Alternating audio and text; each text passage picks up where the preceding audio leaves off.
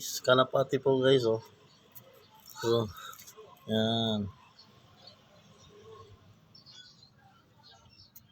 So guys, ano po, kung sino po yung yung may-ari po nito, so kunin nyo na po kaagad dito sa message nyo lang po ako, PM nyo ako. Kasi, hindi talaga ako marunong mag-alaga ng kalapati.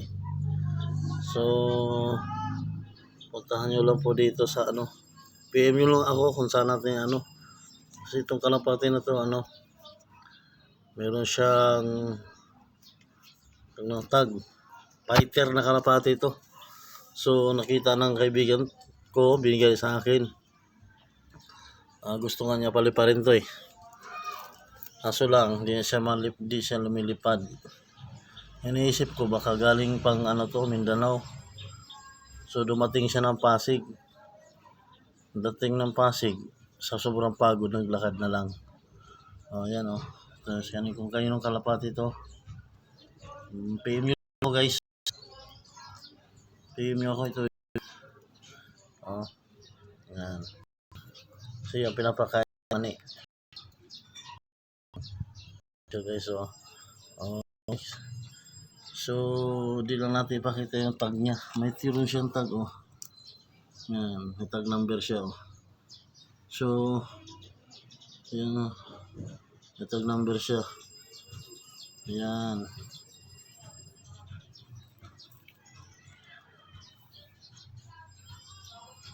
PM nyo lang ako guys ha, para makuha nyo ito sa bahay. Ayan po. Ayan siya. Ayan.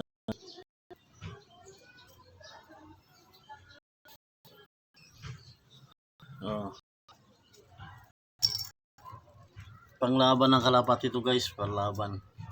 Lapit pa natin ulit. Ayan.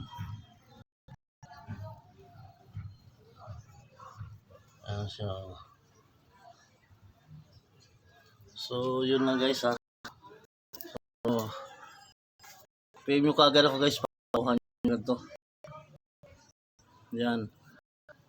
So nakita tayo, kasama natin siya.